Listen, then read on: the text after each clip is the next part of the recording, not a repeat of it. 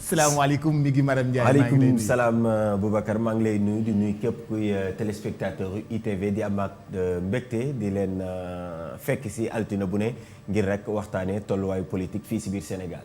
wanale say téléspectateur ak suñu ganu tay. alors suñu ganu tay nag Moussa Sarr la Moussa Sarr moom la ñu toftal si ku jiite parti bi di Ligue démocratique suñu ne Ligue démocratique xel yi day dem si LD wala bokk nit ñi di leen wax les jàllarbistes te ki ni jàllarbiste xel yi day dem si Abdoulaye Bathily dem si Mamadou Ndoye ñoom ñaar ñoo fa nekkoon laata rek ki nga xam ne moom moo di Nicolas Ndiaye di ko fa wutu moom mooy Moussa Sarr moom moo topp si kii di Nicolas Ndiaye moom itam moom moo yor kàddu ko boobu les parti suñu ne LD nag allié la si biir parti bi nga xam ne rek si biir coalition Benno Bokk Yaakaar mais allié bu garde liberté Boubacar Diallo Moussa Sarr ñooy am mbégte de la dalal ci biir émission Tok Tok Sénégal. asalaamaaleykum mi ngi maa ngi lay nuyu di nuyu Boubacar di nuyu seen téléspectatrice ak seen téléspectateur. di yaakaar ni waxtaan bi dina amal Sénégal yi njëriñ. mais mi ngi balaa ngay dem lan mooy allié bu garde liberté.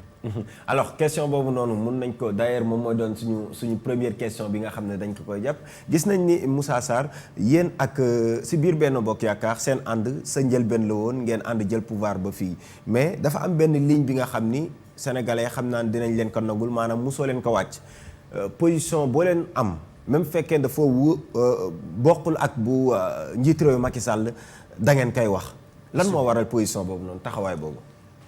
jërëjëf. question boobu question bu am solo la parce que Ligue démocratique dañ ko créer depuis très longtemps yàgg na. mu ngi egsi ci légalité parce que nekkoon na clandestine pendant ce temps en 1981. comme yeneen parti de gauche mu ñëw dans la vie légale am récépissé commencé def politique comme ñëpp. dafa am loo xam ne marque Ligue démocratique la wax ngeen ko bu ñu toogee waxtaan secrétariat permanent wala bureau politique. ba xool ne Sénégal nii la war a demee lii mooy suñu gis-gis dañuy dem rajo ak télé wax ko loolu liberté de ton la bokkoon nañ ci coalition ak Ablaye Wade en 2000 xam naa peut-être liberté de ton boobu moo taxoon Ablaye Wade génn nañu ci gouvernement bi en 2005 2012 ñu ngi Benno Bokk Yaakaar ak Macky Sall bu ñu amee loo xam ne war nañ ko wax bu ñu waxtaanee ba pare war ko jébal sénégalais yi dañuy dem rajo ak télé wax ko peut-être que liberté de ton la mais nu ñu ko gisee ñun parti boo xam ne dafa am responsabilité historique ci réew mi la bokk ci coalition mënul tax ba LD perdre identité am te gis nga bu ngeen bokkee coalition comme coalition Benno Bokk Yaakaar bari na ay parti bari na parti ku nekk ci parti yooyu da nga am identité am ay militants su fekkee ne waa Benno Bokk Yaakaar président Macky Sall bëgg na continuer ak militant Ligue démocratique il faut que mu nangu li nekk identité Ligue démocratique parce que bu ñu perdre identité boobu dañu perdre suñu militant te bu ñu perdre suñu militant perdre doole bu ñu waroon indi Benno Bokk Yaakaar maanaam alliance warul effacer identité parti politique yi alliance dafa waroon nangu identité parti politique parce que diversité boobu warul nekk obstacle richesse la war a nekk moo tax ñun à chaque fois bu ñu gisee Sénégal ni la war a demee dañ ko wax ñëpp dégg ko mais nag su fekkee ne am nañ possibilité wax ko ci coalition bi duñ ko wax ci biti tant coalition bi mu ngi fonctionner normal suñu secrétaire général actuel Nicolas Ndiaye wax nga ko moo remplacé ki fi nekkoon maa ngi ko nuyu di nuyu militant yépp Nicolas Ndiaye mu ngi bokk secrétariat permanent Benno Bokk Yaakaar chaque semaine kuréel boobu day def réunion Nicolas jóge fa xalaat Ligue démocratique Nicolas Ndiaye bokk na ci conférence restreinte des leaders de Benno Bokk Yaakaar même le 10 septembre bii passé Nicolas Ndiaye bokkoon na ci réunion boo xam ne Macky Sall moo ko doon jiite joxe na fa xalaatam joxe xalaat Ligue démocratique donc chaque fois bu ñu amee possibilité lu ñu xalaat ñun ñu wax ko ci biir coalition bi duñ ko waxee biti moo tax à chaque fois bu ñu bokkee ci coalition dañu insister pour que coalition boobu di def ay réunion man maa yore porte-parole LD nekk secrétaire général adjoint du ma rek maa nekk secrétaire général adjoint camarade Khoudia Mbaye nekkoon ministre moom aussi adjoint la ñaari adjoint la Nicolas am muy Khoudia Mbaye ak man ma bokk ci cellule communication Benno Bokk Yaakaar damay dem foofu réunion di joxe xalaat suñu camarade Yoro Dé moo nekk président d'honneur LD moo jiite les sages de Benno Bokk Yaakaar foofu aussi day joxe xalaatam suñu jigéen yi bokk nañ ci kuréel femme Benno Bokk Yaakaar ñoom Penda Dieng ñoom Khoudia Mbaye donc chaque fois te loolu dama ci insister coalition bi bu fonctionner normalement parti di tase di def réunion di joxe seen xalaat suñu xalaat ñun duñ ko wax ci biti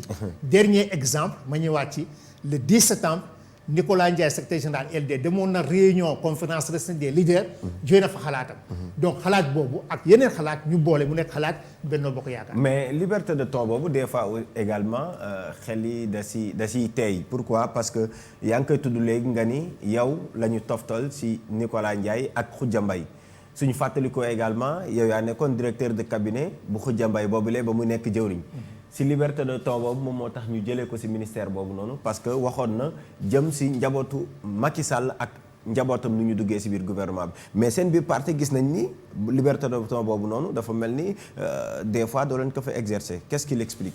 non dañ ko exercer xam nga jour c'était en 2015. avril 2015 man maa nekkoon directeur de cabinet nekk porte-parole bu ñu defee réunion ma am lu ma wax ci presse bi ne génnul njabootu président dugg ci pouvoir. génnul évidemment suñ partenaire nu mu ko gisee woon ak ñun ko gisee ñun bokkul mu ne ci lu mu xalaat moom. munoo yoree fonction directeur de cabinet ci ministère boo xam ne mu ngi ci gouvernement bi di am certaines positions. bu ñu waxtaanee ñun suñ biir. ki nekkoon suñu secrétaire général tase ak Macky Sall ñu daje waxtaan ba juboo problème boobu ñu indi ci saafara ñu continuer ci coalition bi donc xalaat lañu amoon wax ko mais suñu allié en l'occurrence Macky Sall nu ñu ko gisee woon ak nu ñu ko gisee bokkul mais fay nañ ba ñaari njiit yi ki yoroon LD ak Macky Sall ci boppam daje waxtaan juboo am solution. coalition bi continue. alors loolu nga waxoon si la ñuy ñëwaat parce que moom suñu naan pyramide renversée bi tey Boubacar foofu la ñuy tàmbalee moom mooy coowal Mansour Faye moom mooy jëwriñ bi nga xam ne rek moom lañ jël lépp lu jëm si wàllu équité sociale moom moo yoroon également ndimbal li jëm si xeex mbas bi di coronavirus mais démb si sañu kanamu naataango di Babacar Fall dafa yëkkati ay kàddu yi nga xam ni bëggoon nañ ci dikkaat ak yow jëm si wàllu OFNAC moom jëwriñ bi jàpp na ni waru fa dem yow ban gis-gis nga am si loolu mooy actualité bi. actualité boobu am solo la. ñun waa Ligue démocratique kuréel yooyu ñi contrôler ñi yoree alal réew mi dañu war a dooleel mu nekk OFNAC nekk IGE nekk Cour des comptes parce que pour ñun transparence dafa am solo ci démocratie. mi ngi ma dem buy la joxee alal réew mi moo ko. Sénégalais yi ñoo ko moom boo ko gérer normal na ñu def audit su fekkee ne ni nga ko yoree noonu la amul problème mais su fekkee ne di nga jalgati ci alal réew mi ñu teg la ay daan loolu moo normal ci démocratie moo normal ci république parce que Mansour Faye lu mu yoree moomu ko askan wi ñoo ko moom moo tax ñun d'accord nañ pour ñu enquête def audit ñu xam lu mu yore est-ce que waroon na ko yore noonu oui ou non maintenant est-ce que war na dem OFNAC wala waru dem OFNAC loolu man xaw ma ci dara parce que jànguma droit moom ni mu gisee texte OFNAC ak position bu mu yoree nekk ministre nee na moom du dem OFNAC dégg naa ñi seen xam-xam màcc ci droit ne yoon la mu def OFNAC loolu débat entre juristes la mais dans tous les cas moo wax ko tey ci seen micro au nom de la Ligue démocratique Mansour Faye war nañ ko enquêter moom ak yeneen mu wax lu mu yoree nan la ko yoree. est-ce que day dem OFNAC IGE la budul OFNAC est-ce que day dem OFNAC est-ce que day dem OFNAC wala IGE fu mu war a dem rek. l'essentiel pour ñun na leer. est-ce que débat bi Boubacar war naa doon si ñi nga xam ni seen xam-xam daf see màcc parce que njiitu réew Macky Sall suñu fàttalikoo lan la waxoon CREI yi pour yéen la. OFNAC pour ñun la donc loolu résumé lépp. waaw mais c'est-à-dire que loolu ça ne veut pas dire que Mansour Faye bu ko jaree dem OFNAC c'est-à-dire que nee na ci lu mu yore nii mun na dem feneen mais du dem OFNAC. donc CREI pour ñeneen la OFNAC pour ñun la. loolu ba léegi dafa am. mais Mansour bañul ñu enquêter ko. bañul ñu auditer ko. au début d'ailleurs bi affaire bi door a commencé Mansour nee na il est prêt à aller à l'Assemblée nationale. ñëpp dégg nañ ko def na conférence de presse. ne je suis prêt à aller à l'Assemblée nationale donc Mansour bañul ñu enquêter def audit. Assemblée nationale ça ne suffit pas et rassuré wul pour dire vrai sénégalais yi comme mais si anam bu ñu doxee jamono ji Assemblée nationale doo ñëw def les comptes d'épicier les OFNAC comptes moom mooy d'épicier saytu OFNAC moo koy def wala Cour des comptes. xam nga Boubacar affaire bi ñaar la. Assemblée nationale am na ciram moo représenté sénégalais yi. normal na ministre dem fa. député posé ko ay questions mu tontu. normal na mu dem OFNAC wala mu dem IGE. donc enquête administrative day am beneen enquête day am mais xam nga li ma bëgg a wax rek muy leer. man xaw ma ndax Mansour war na dem OFNAC wala IGE wala Assemblée nationale li ma xam. te li ma ñaan ñu fexe ba mu def mu leeral. gestion fan la koy leeralee. est-ce que OFNAC la wala IGE wala feneen dans tous les cas ñun on a une position constante. quelle que soit la structure devant laquelle il doit être entendu. nous disons il doit être entendu. et su fekkee ne deful dara ñëpp xam ne deful dara parce que aussi présomption d'innocence dafa am. c'est pas parce que Mansour beau frère Macky Sall la. à chaque fois même bu ñu amul preuve ñu accuser ko balaa ñu accuser nit nañ fay am preuve moo tax preuve yooyu pour ñu xam ne def na wala deful ñu ngi ñaan fu mu war a defee enquête mu defee fa enquête. est-ce que OFNAC la wala IGE wala Assemblée nationale wala Cour des comptes. ñun notre position est très claire.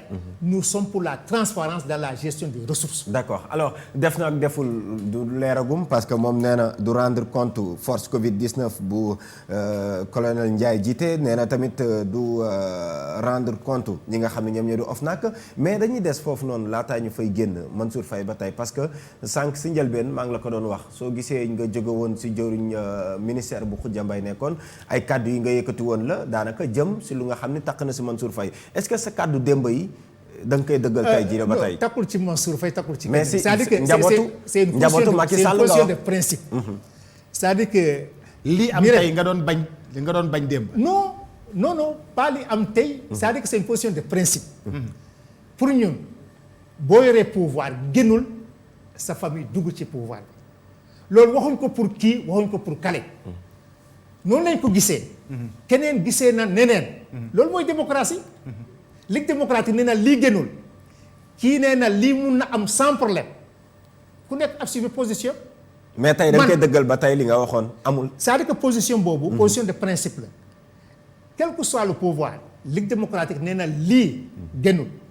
keneen nee na loolu mun na am sans problème. mais ñu dem. d'accord alors donc le problème li ma waxoon maa ngi koy répété bu baax. c'est pas contre qui c'est pas pour qui c'est une position de principe. quel que soit le régime. ñun yaakaar na ne lii génnul. mais ku yore régime su fekkee di xalaat na ne loolu génn na.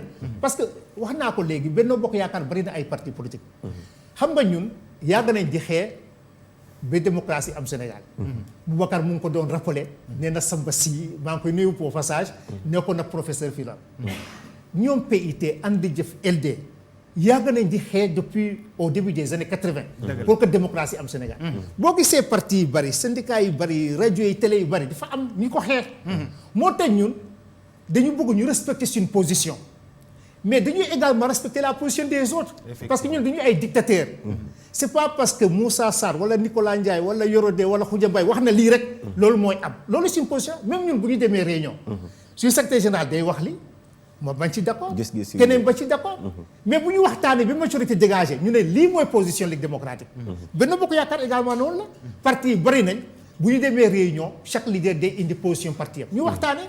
bu ñu paree nag ne lii mooy position Benno Bokk Yaakaar ñu défendre ko. d'accord alors donc ci loolu. LD am na position ñeneen am nañ position loolu mooy démocratie. alors Benno Bokk Yaakaar boobu ngay tudd sax laay dugg ak yow. tey jii lan mooy avenir coalition bi est-ce que jàpp nga ni yow yaakaar nga ni après 2024 mun na exister waat est-ce que dina egg 2024 sax. xam nga li ma bëggoon rappeler rek bu ñu créé Benno Bokk Yaakaar 2012. ay analystes yu bari ñëw nañ fii dem na feneen ne Benno Bokk Yaakaar du yàgg. bu ñu préparé élection 2014 ñu ne Benno dina tas. ñu jógee foofu élection législative 2017 ñu ne Benno dina tas. 2019 ñu ne Benno dina tas Benno bi léegi tasul. te yaakaar naa ne Benno du gaaw a tas parce que xam nga lu tax Benno am doole. parti yi nekk foofu dañu am souveraineté ñëpp respecter souveraineté par ensuite président de la République Macky Sall. mooy président Benno Bokk Yaakaar day consulter leaders yi xam nga boo bokkee ci rédaction ITV ngay dem réunion joxe sa xalaat même sa xalaat bu jàllul sax nga xam ne suma xalaat kat ñu ngi ko téye respecté nañ ko da nga sawar di dem réunion boobu donc moo tax ñun waa Ligue démocratique ñu sawar nekk Benno Bokk Yaakaar parce que président day consulter suñu leader day def réunion conférence restreinte yeneen commission aussi di réunir jóge nañ réunion jóge nañ élection 2019 Macky Sall gagné dès le premier tour dañu foogoon ne après dina tas ñu ngi préparé yeneen élection ñun waa Ligue démocratique dafa am lu ñu gëm wax nañ ko suñ 6e congrès en 2008 wax ko 7e congrès en 2013 wax ko 8e congrès en 2018 Sénégal dafa bari parti plus de 300 partis normal ça ne fait même pas sérieux moo tax ku jóg wax n'importe quoi sur n'importe quel sujet jot na ñu rationaliser les partis politiques mu ngi ci constitution bi loolu d'accord nañ ci mieux Ligue démocratique nee na dañu war a am un grand parti de rassemblement maanaam ñi mun a ànd créer benn parti mun a nekk fédération wala confédération moo tax lu ñu bëggoon ñun Benno Bokk Yaakaar changer même def un saut qualitatif bay nekk simplement une coalition électorale au gouvernement mais mun na def ba nekk fédération wala confédération ñi mun a ànd te yaakaar naa ne Benno bu continuer di ànd dina am candidat en 2024 dina gagner élection 2024 mais nu mu yombee Moussa Sarr si on sait que comme ni nga ko waxee sax yaa ko waxal sa biir kàddu si biir coalition boobu noonu ay kàngamu parti yi nga xam ne daanaka indépendance ba tey ñu ngi fi ñoo fa nekk léegi xanaa ñëpp dañuy jël seeni ambition teg ko suuf topp rek. xam nga Macky Sall moo nekkoon suñu candidat en 2012. ñu waxtaan mu nekkaat suñu candidat en 2019. bu ñu dem 2024 dañuy waxtaan bi am candidat. mu doonaat seen candidat. dañuy waxtaan bi am candidat. moom xam nga 2024 amaguñ candidat 2024 jotagul. li président Macky Sall wax te loolu moo am solo d'accord nañ ci loolu. ñun dañu defoon campagne en 2019 pour mu gagner. man dem naa campagne ñeneen dem nañ campagne Macky Sall def na le tour du Sénégal def ay promesses. li gën a am solo actuellement nii pour ñun. du 2024. li gën a am solo mooy Macky Sall lan la war a def ba satisfaire Sénégalais yi. lu mu promet Sénégalais yi mu def ko. 2024 bu jotee. dinañ ci waxtaan dinañ am candidat. D'accord mais pour le moment. waxtaanuñu affaire 2024. D'accord alors satisfaire doléance su Sénégalais yi est-ce que tamit tàmbaluwul par exemple mu libérer leen si benn coow. parce que daanaka ba ñu génnee ci présidentielle 2019 ba tey nit ñaa ngi coow troisième mandat est-ce que moom ndayu mbili gi waru see mun a wax kàddu gi nga xam ne moo dul dañ ni ko tëj naa ko fii nag. lii la mais parce que en fait pourtant Macky Sall joxe na position. c'est leer na nu xam nga def na conférence de presse. en décembre 2018. en décembre 2019. mu ne troisième mandat du ma ci wax. moo xëyee ne man candidat laa dootuma am gouvernement. boo xoolee du ma nekk candidat dootuma am gouvernement c'est vrai parce que ñëpp dañu commencé di préparer 2020. gis nga mais Moussa. Moussa dama lay bàyyi nga développer carrément jël sa temps développer mais lu ma bëgg a wax mooy moom njiiti réew mi comment moom mi nga xam ne ba tey mooy buum du buum mi si réew mi. mooy buum du buum mi parce que ba tey moom moo yor pouvoir bi même su fekkee ni dañu du ma doon candidat mais ku liggéeyul ba tey moom am na pouvoir yu jëlee la fa. xam nga quand je te dis dootul am gouvernement. xam nga mi ngi mare mun nga nekk ITV. di liggéey mais di tayal ci liggéey bi. parce que yaa ngi préparer autre chose. peut-être Boubacar mun na ko seetlu keneen mun na Modou Ibra Kane mun na ko seetlu. mais dootul sawar ci liggéey bi. gis nga gouvernement noonu lay doxee. c'est des responsables politiques bu ñu préparer à commencer par le président de la République. bu ñu commencer di waajal 2024 liggéey dootul am ci réew mi. 2024 dafa teel te ñun d'accord na ci position président de la République. mënuñ ko fal en 2019 même pas 1 an même pas 2 ans mu commencer di wax lan mooy position en 2024 c'est-à-dire qu'on doit arrêter dans ce pays. de mettre le pays dans une campagne électorale permanente pour le moment. te position boobu dañ ko assumer parce que d'accord nañ ci nañ liggéey ba lu ñu promettre woon Sénégal yi ñu def ko. d'accord 2024 bu jotee on est en démocratie. su fekkee ne moom na mën a nekk candidat mais Macky Sall ñëpp xam nañ ne am na courage boobu. bu namee nekk candidat dina ko wax Sénégalais yi. mais est-ce que yoon may na ko. nekkuma ci loolu. c'est-à-dire que. mais loolu la Sénégalais bëgg a xam aussi. xam nga man mi ngi dañu voté constitution en 2016. ñun d'accord nañ ci constitution boobu. ñun dañu d'accord ne président bu fi ñëw war nga def ñaari mandat un mandat de 5 ans loolu mooy constitution bi. ñaari mandat c'est fini. waaw donc loolu mooy constitution kon Macky jeexal na ko. déedéet waxuma ne Macky jeexal na de loolu mooy constitution bi bul ma wax loolu loo xam ne waxuma ko. non damay poser question rek. je te pose je réponds clairement. La constitution indique clairement 2 mandats successifs de 5 ans. est-ce que maintenant moom mun na ko am wala mënu ko am interprétation boobu LD dugg ci. d'accord ça c'est une interprétation du juriste dugguñ ci. ñun on est sur le terrain politique. parce que on est sur le terrain. même soo leen nekkee sur le terrain politique seen biir am ngeen parce que on est sur le terrain politique. on a battu campagne. on a pris des engagements. Macky Sall a été élu au premier tour. dañ ko accompagner pour lu mu promet Sénégalais yi mu def ko. d'accord ma baamtuwaat ko. Macky Sall xam naa ko ñeneen xam nañ ko. bu namee nekk candidat dina joxe position. su fekkee ne du nekk candidat dina joxe position dina assumer mais Macky Sall a toujours assumé. d'accord kañ la loolu lañ su fekkee ne du nekk candidat wala du nekk candidat dina ko assumer. d'accord day yàkkamti. d'accord alors candidature yooyu laay jeexalee mais pas mayam Sénégal kese mais très rapidement. dem Côte d'Ivoire dem Mali gis nañ ni réew yu bëri par exemple autant pour moi Guinée maanaam Mali 3e candidature bi jur na fa coow est-ce que yow jàpp nga ni en Afrique ou bien dans le monde entier jàpp nga ni démocratie war nañu mun a accepter un pays di am benn président di am 3 mandats. wax naa ko léegi pourtant lu ñuy d'accord ñun président dafa war a am 2 mandats mais xam nga boo demee Côte d'Ivoire. Alassane Ouattara du wax 3e mandat 2e mandat lay wax. parce que ne la constitution remet tout à 0. xam nga loolu interprétation xam nga yow mun nga toog fii ne Alassane Ouattara mu ngi préparer 3e mandat. moom ci boppam moo proposition constitution Côte d'Ivoire. ne li mu préparé nii octobre su fekkee ne gagné na ça ne sera pas un 3e mandat ça sera un 2e mandat. xam nga loolu c'est des interprétations différentes. du loolu.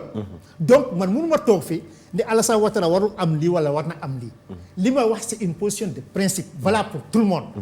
pour ñun. président que ça soit ici au Sénégal ailleurs en Afrique ou dans le monde président bu am ñaari mandat de 5 ans war nga dem. d'accord tout le problème maintenant. est-ce que lu mu commencé nii en Côte d'Ivoire wala en Guinée est-ce que 2e ou 3e mandat loolu interprétation la. suñuy xool ci fee yi moom mooy nga defaat gis nañ ñu defaat. waaw mais loo xam nga interprétation la c'est-à-dire que moo tax ma ne la. ñun on est d'accord pour la constitution. ensuite li des ay politique la. d'accord. li des ay nous on est sur le terrain politique. li am Côte d'Ivoire ça ne m'engage pas mais je veux que chaque président am 2 mandats successifs un mandat de 5 ans. maintenant pour le cas du Sénégal maa ngi koy répéter bu baax a baax. ñu nekkuñ ci 3e mandat lu ñu intéressé actuellement liggéey ba 2e mandat bi réussir. alors nañ des si wàllu politique ginnaaw ba ñu génnee si présidentielle 2024 nga xam ni malheureusement ba tey amaguñ ci tontu. que ce soit am nañ tontu di tontu boobu dafa la doyoo rek mais am nañ tontu. bon waaw après nañ bàyyi téléspectateurs yi kon ñu àtte. mais élection locale yi Moussa gis nañ ni 2021 lañ ko jàpp au plus tard le 28 mars mais ba tey jii maanaam xamaguñ ba xam dana amam du am dialogue politique bi ñoom ñoo ko waroon waxtaanee coronavirus ñoo dugg ci réew mi am lu mu fi def taxoon na ba waxtaan bi yéex mars ñi ngi lan ci weeru septembre daanaka 4 weer moo dox suñu diggante ak élection yooyu la est-ce que am nga njort ni jàpp nga ni techniquement élection yi mun na am à date prévue. Techniquement dina jafe pour mu am au mois de mars 2021 pourquoi. parce que bu ñu jógee élection présidentielle 2019 leaders yi nekkoon opposition te ñu gagné leen dès le premier tour dañu contester résultats yi. déposer ñu recours parce que amuñu leen preuve.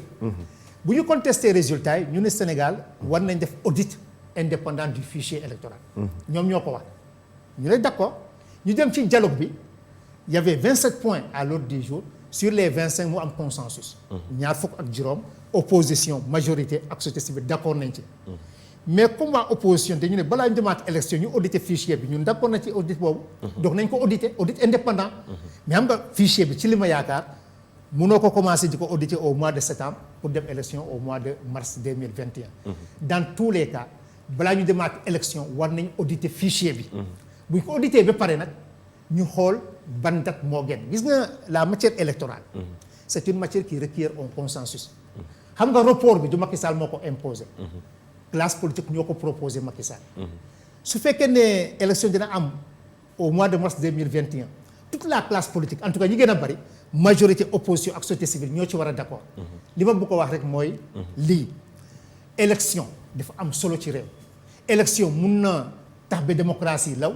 élection mun na tas réew. gis nañ exemple bari Afrique élection mun na tas réew. moo tax balaa nga jël date élection.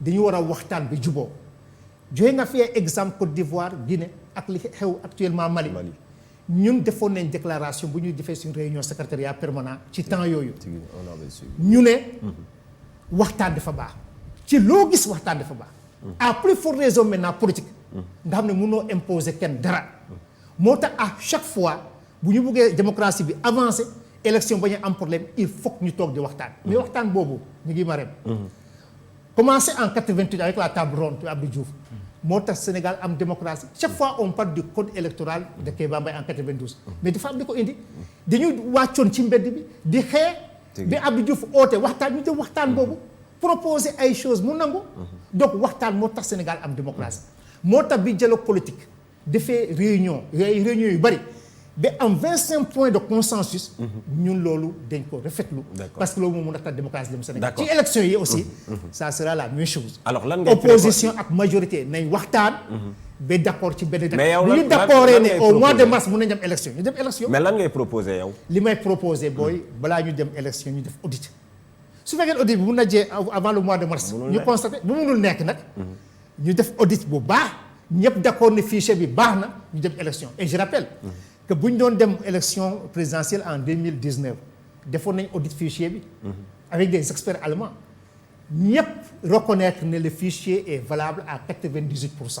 Fichier boobu moom la ñu dem élection mais su fekkee ne waa opposition dañuy d'accord ne dañuy wax ne nañ defaat audit nous on est prêt à chaque fois mun nañ di auditer mais en 2019 le fichier était viable à 98%. donc opposition bi suñu bëggee élection bi am donc dañoo war a bàyyi audit boobu. de waxuma loolu nañ def audit ñun d'accord nañ ñu audit au majorité bi d'accord na audit am nañ auditer fichier ba d'accord ne fichier bi mun na dem élection ñu dem élection est-ce que élection yooyu dina am 2021 wala beneen année j'ai pas de problème mais te loolu aussi bëgg naa ko wax ko clairement suma parti Ligue démocratique nee na jot na élection yi mun a ànd ñu boole leen parce que élection yi dañu bari Sénégal chaque 2 ans ñu dem élection xoolal boo demee élection 2019 nga jóge fa 2021 2022 2024 élection yi war a ànd dañu war a boole élection yi de telle sorte que ñu mun a toog 3 ans 4 ans duñu dem élection. par exemple yan élection tey jii la nañ waxtaan su fekkee ne élection député ak présidentielle mun na ànd ñu ànd su fekkee ne élection locale ak député mun na ànd ñu ànd dans tous les cas suñu position mooy jot na ñu boole élection yi comme ça Sénégal mun a toog 3 ans 4 ans sans dem élection.